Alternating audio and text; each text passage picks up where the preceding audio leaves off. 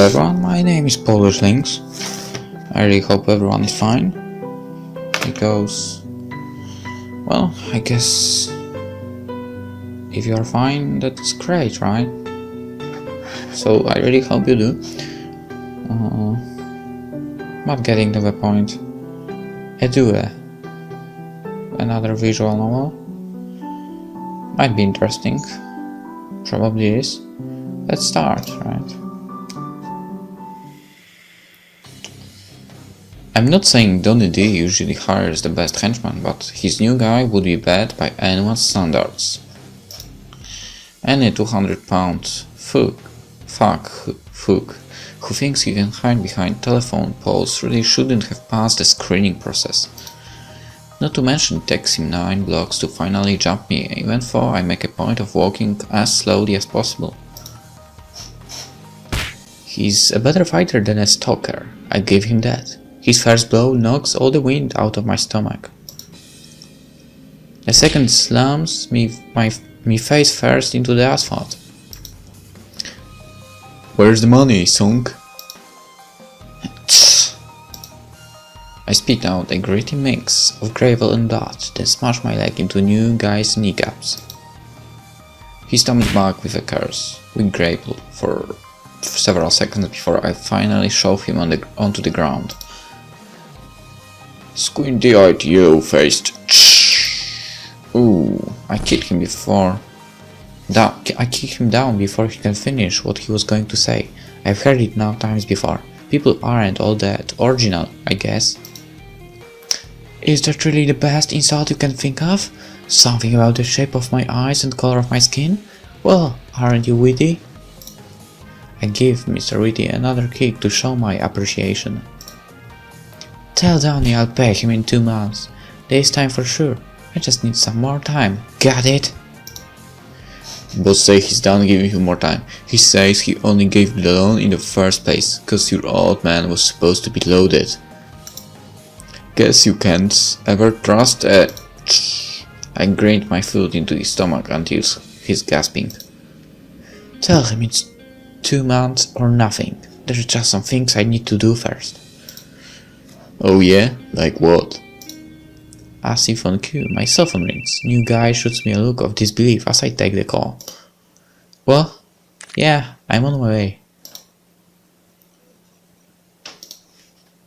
Yeah, I know I'm late, whatever. I shove the phone back into my jeans, then nonchalantly step back. The fuck scrams onto his feet, fist clenched and ready for another fight.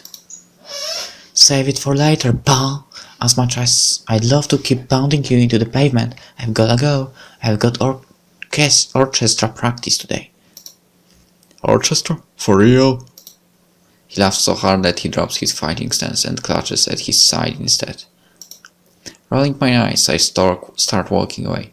He can laugh all he wants. As far as I'm concerned, our conversation is over. Well, yeah, go play your violin like a good little China girl. Go redeem your family honor and all that crap. Well, almost over. Swinging around, I sock him in the stomach as hard as I can. He goes down like a bag of bricks. I do a milk bow over his body just for spite. Okay, now it's over. Memento mori. Yeah, I love it.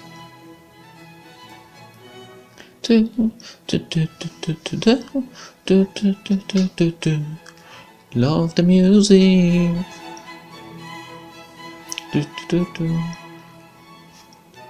Accelerando.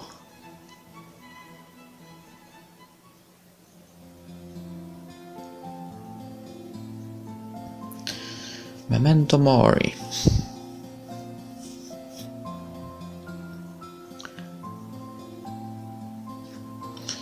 Don't forget about the death, right? The practice hall for the community orchestra is on the more upscale side of town, so I get a lot of funny looks as I come down the street. Men in polo shirts doing double takes, housewives locking their car doors. Heck, one woman never herds her kid away when she spots me. Gee, lady, what do you think I'm going to do to your brat? Roast him on a spit and eat him? When I started coming here for practice, one of the orchestra members distractedly took me aside. I wasn't too surprised that she asked me to consider switching to a more normal appearance, and she wasn't too happy when I told her this was how I normally look. I let her go on for a while about how important it was for me, the orchestra's new owner and manager, to set a professional example by following a formal dress code and all that jazz. It wasn't until she started saying that's what my father always did that I finally cut her off. I didn't need her or anyone else to tell me that. Master Conductor William Song, acclaimed musical maestro and local celebrity, would have kicked out anyone who came to work with so much as a wrinkled tie. Even when I was a child, he'd make me iron my school uniform twice a day and throw out any skirts that didn't reach my knees. If that car crash hadn't killed him, seeing someone like me in charge of his beloved orchestra probably would have. After all, I'm the kind of girl people expect to see rocking out the punk concert, not conducting piano concertos, and that's just the way I like it. Little Sona Song and her daddy's fancy pants orchestra, huh? That's the last thing I'd want to be remembered for.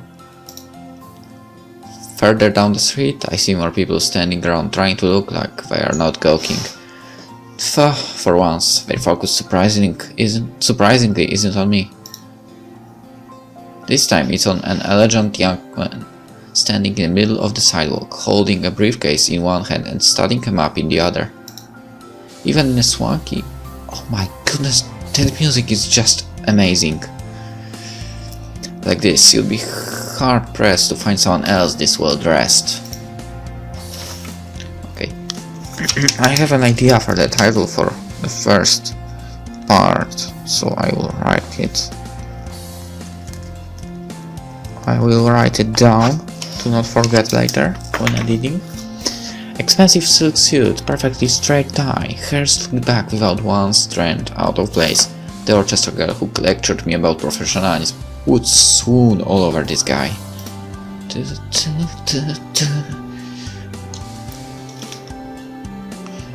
He's definitely the type my father would have approved of.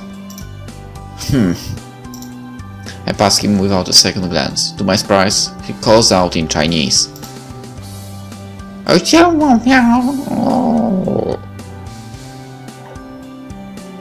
Right now, I wish I knew Chinese.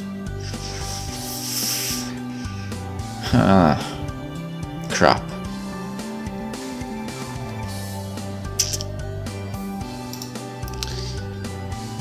If he's Chinese, he's probably talking to me.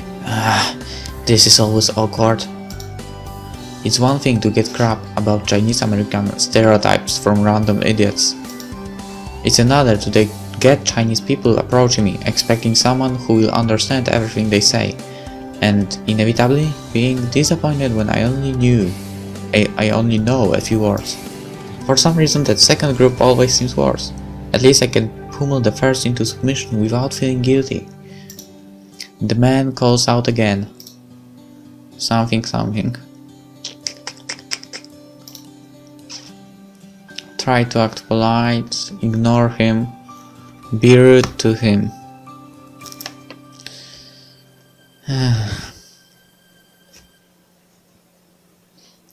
Okay, I know she's kind of ignore people person, but I'm not, and I will try to play like that, try to act polite. I guess I should at least make some effort to tell him I don't know Chinese. I no speak Chinese? Shoot, what's the Chinese word for Chinese? Zongwen? No speak Zongwen? Sorry. The man nods emphatically, then points at himself. Yeah, he didn't understand me at all. I'm just gonna go now. No Zongwen, sorry. Giving him an apologetic wave, I keep walking and don't stop until I'm inside the building. Once I enter the practice room, I'm swarmed by the entire orchestra at once. Sona, you're finally here! Why on earth were you late again? Oh, you know me, I like to make an entrance. But we've been waiting for... what happened to your face? Huh? What about my face? It makes me a second to realize there's something sticky on my cheek. Alright, that's blood. My blood, probably. I screwed it off with the back of my hand. You know, just my weekly drug deal gone wrong and ensuing gunfight. No biggie. Everyone stares at me speechlessly. No one gets my jokes around here. Okay, so, about the upcoming Valentine's Day concert, have you decided what pieces we should play yet? Nope. The musicians exchange nervous glances with one another. One of them finally masters the courage to speak up. But we only have 2 months left before the concert. We need to finalize our set list as soon as possible. Yeah, you do that. Didn't I already say you can pick whatever you want? Maybe something by an old European dead guy. I hear they are popular. More nervous glances. I guess everyone is too used to blindly following my father's orders, instead of actually making their own decisions. Ever since my father posthumously put me in charge, they've been expecting me to step into his own shoes. In truth, I can't think of anyone less suited for this job. Seriously, if my father had actually known me before he died, he never would have entrusted me with his precious orchestra in the first place. As it was, we hadn't spoken years before his accident, so I was as shocked as everyone else by the contents of his will. Yeah, my father donated half his fortune to Bank Music Academy, but that wasn't the shocking part. The real surprise was that he'd agreed to give me the other half to me, his estranged, but only child, on one condition: take over my father's latest pet project, the new community orchestra he founded, and attend their daily practices. If I'm...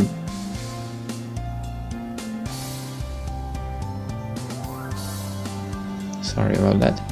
If I'm a good little girl who never misses practice, I will get a new lump of money and on the day of each concert he scheduled.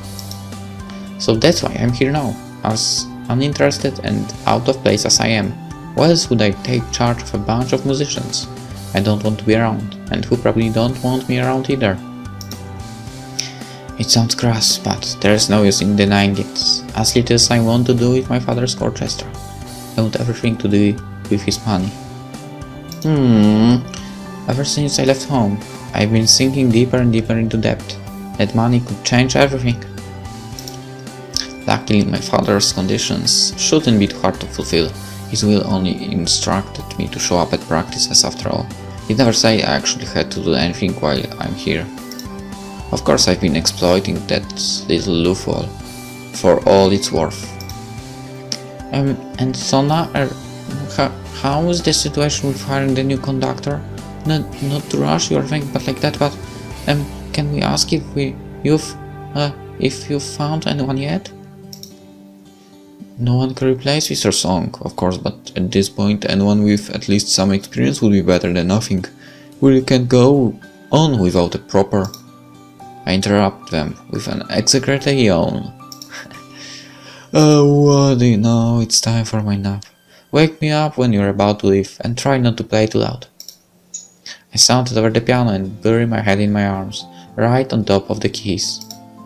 As usual, none of the orchestra members dared to stop me. Reluctantly, they returned to their chairs to tune their instruments. After several minutes, the first strains of Mendelssohn Symphony filled the room. I tried to ignore the song at first, but it becomes harder and harder to tune it out. I can actually feel my head beginning to drop from the noise.